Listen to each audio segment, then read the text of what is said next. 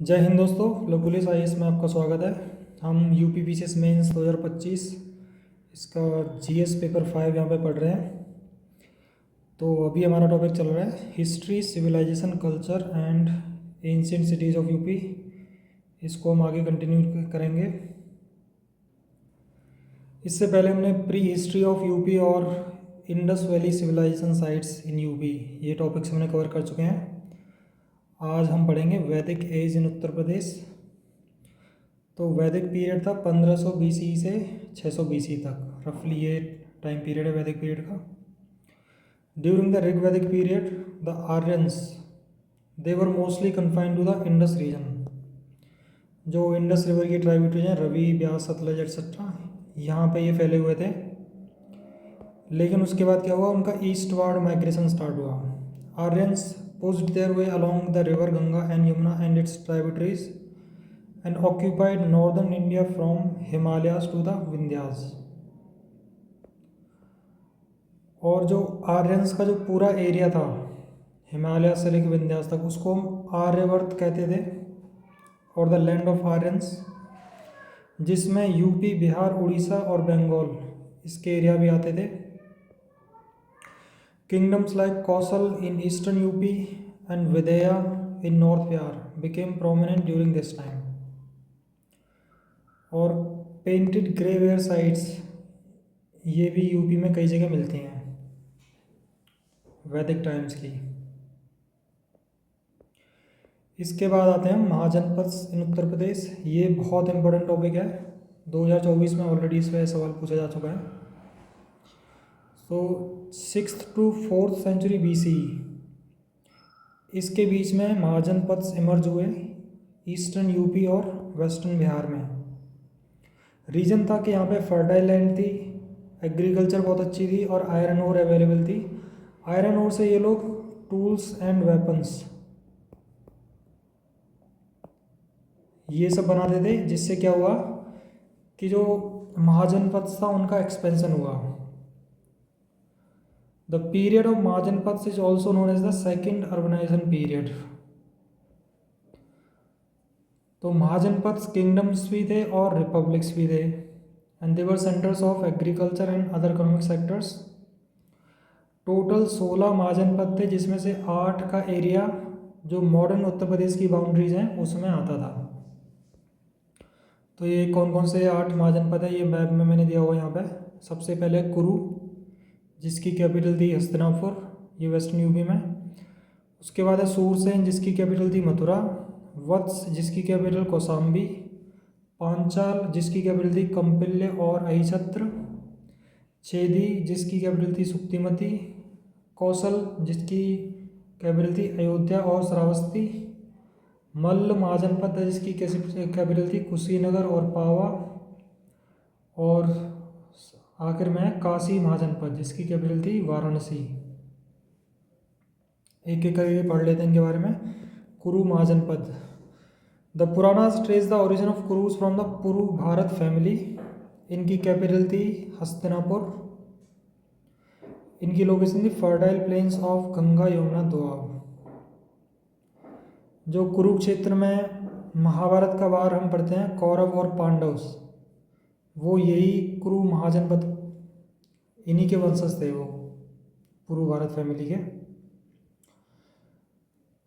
कुरु महाजनपद western UP, Haryana में थानेसर, दिल्ली और मेरठ, इन एरियाज़ के अराउंड ये फैला हुआ था।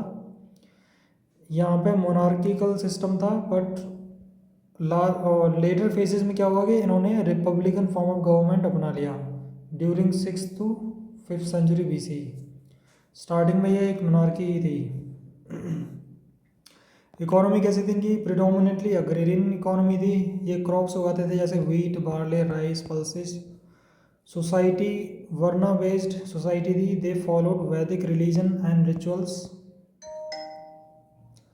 Mahabharat, it narrates the story of Kuru dynasty and the Kurukshetra war.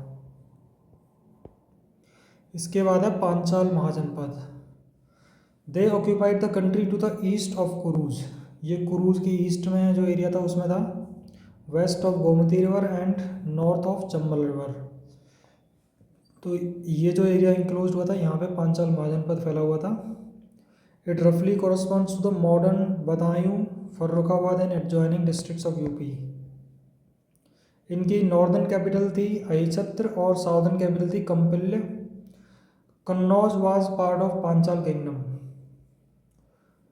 यहाँ पे मोनार्की थी पांचाल किंग द्रुपद, इनकी बेटी थी द्रौपदी। इकोनॉमी अग्रेरियन थी, वही similar society, varna based, Vedic religion था वही सेम है। Spread of Buddhism and Jainism during the 6th and 5th century BCs. ये पांचाल किंगडम में 6वीं और 5वीं सेंचुरी बीसी में बुद्धिज्म और जैनिज्म भी स्प्रेड हो गया। इसके बाद है Kosala mahajanapada. It was located to the north west of Magadha, encompassing parts of present Uttar Pradesh and Bihar in Awadh region. जो अवध रीजन है वहाँ पे ये कौशल महाजनपद था। इनकी कैपिटल थी अयोध्या। यहाँ पे मोनार्की थी, इनका किंग था एक Prasenajit. He was a prominent ruler of Kosala during the time of Buddha. Gautama Buddha के टाइम पे ये यहाँ पे किंग था Prasenajit. Kosala kingdom was ultimately merge into Magadh.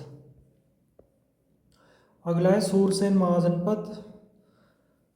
ये था it lays to east of Matsya and west of Yamuna. जो मत्स्य किंगडम था राजस्थान के एरिया में था ये, और यमुना इनके बीच में इसका एरिया लाई करता था सूरसेन महाजनपद का। यूपी, हरियाणा और राजस्थान, जो ब्रज रीजन है यूपी, हरियाणा, राजस्थान और ग्वालियर डिस्ट्रिक्ट ऑफ एमपी, ये सूरसेन महाजनपद का एरिया था। इनकी कैपिटल थी मथुरा या मथुरा। यहाँ पे कृष्णा वर्शिप पॉपुलर थी। वृंदावन, गोवर्धन, गोकुल, ये सब एरियाज सूरसेन महाजनपद में आते थे। It was annexed in Magadhan empire. Monarchical system था यहाँ पे। इनका किंग था Avantiputra. He was a disciple of Buddha. Next है वत्स महाजनपद। द वत्साज और Vamsas are called to be a branch of the Kurus. ये कुरु महाजनपद उसकी एक ब्रांच है। Its territory corresponded with territory of modern Prayagraj in UP. जो इलाहाबाद और प्रयागराज का सराउंडिंग एरिया है वहाँ पे ये फैला हुआ था। इनकी कैपिटल थी कौशाम्बी। ये मोनार्किकल सिस्टम था यहाँ पे भी। Udayana was the ruler of Vatsa in the 6th to 5th century BC. अगला है Malla mahajanapada. It was located in present day Bihar and UP, encompassing region such as Pava, Deoria, Gorakhpur, Padrauna and Kushinagar. तो ये ईस्टर्न यूपी और वेस्टर्न बिहार में इसका एरिया था। Pava, Deoria, Gorakhpur, Padrauna, Kushinagar. Buddha took his last meal at Pava and attain mahaparinirvana at Kushinagar. इनकी capital थी कुशीनगर। पॉलिटी, ये एक रिपब्लिकन स्टेट था। रिपब्लिकन स्टेट मतलब कि यहाँ पे डिसेंट्रलाइज्ड गवर्नेंस सिस्टम था। एक गण संघ होता था जो जिसके पास पावर होती थी, कई सारे लोग होते थे उसमें, एक सिर्फ एक किंग नहीं था, गण संघ था ये। छोटे छोटे रिपब्लिक्स थे, उनका एक समूह था ये गण संघ। अगला है काशी महाजनपद। ये जो वाराणसी के अराउंड का एरिया है, बाउंडेड बाय वरुण एंड असी रिवर, ये इसका एरिया था। कैपिटल थी वाराणसी। मोनार्किकल सिस्टम था इसमें। There was a long struggle for supremacy between Kashi and kingdoms of Kosala, Anga and Magadh. Next है चेदी महाजनपद। चेदी, चेदी और चत्याज, ये इस नाम से इनके दो सेटलमेंट्स थे। एक तो नेपाल में थी और दूसरा बुंदेलखंड रीजन में। तो अभी हम यहाँ पे क्या पढ़ रहे हैं, बुंदेलखंड वाला। जो बुंदेलखंड वाला चेदी महाजनपद था, इसकी कैपिटल थी सुक्तिमती और ये मोनार्किकल सिस्टम था इसमें।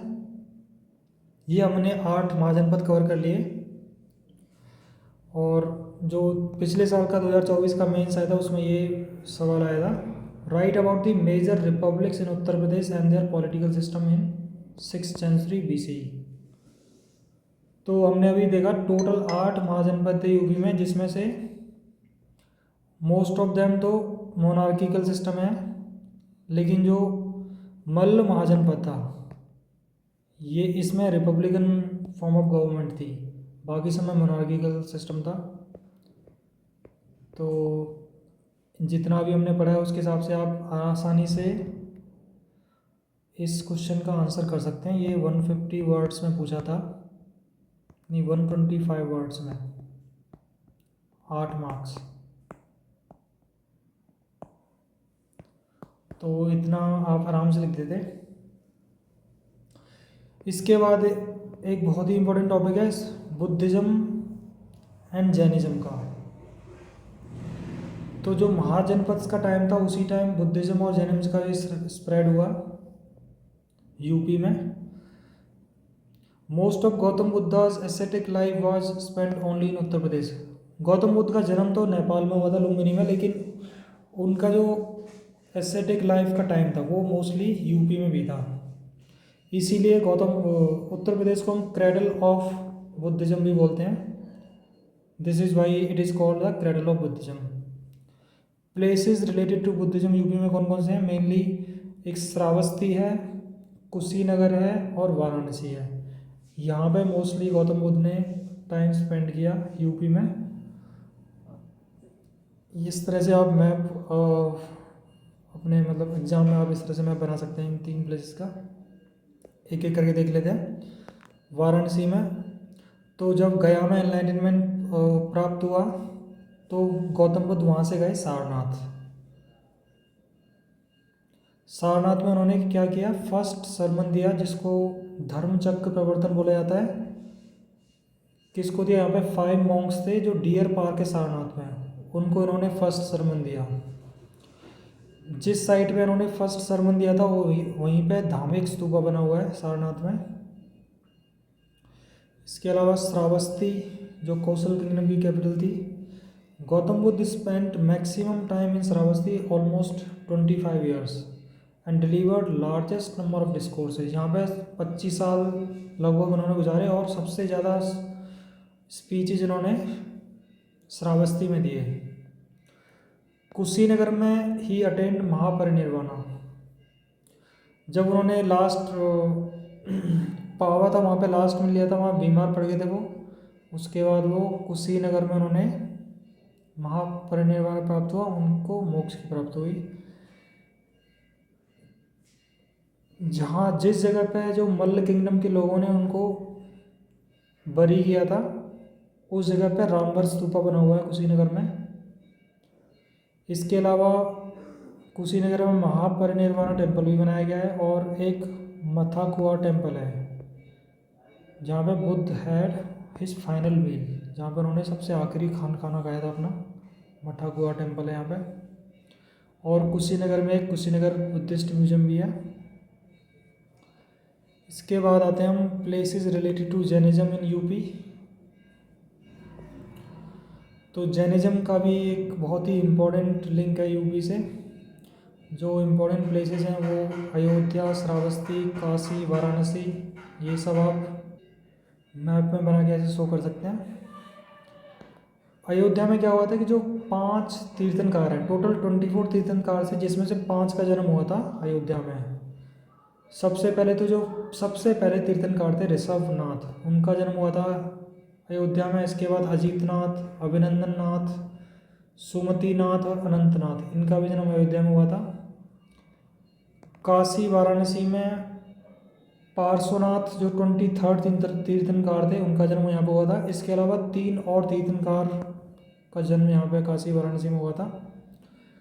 श्रावस्ती कौशल किंगडम में it was birth place of Sambhavanath and Chandraprabhanath, ये तीर्थंकार थे। तो इन्हीं के नाम पे यहाँ पे संभवनाथ टेम्पल है और एक चंद्रप्रभानाथ टेम्पल है, और यहाँ पे एक जैन म्यूजियम भी है श्रावस्ती में। तो दोस्तों आज हमने महाजनपथ और बुद्धिज्म एंड जैनिज्म ये टॉपिक्स कवर किए हैं। इसको आप रिवाइज करिए, नोट्स बनाइए। अगली वीडियो में नए टॉपिक के साथ मिलेंगे। धन्यवाद।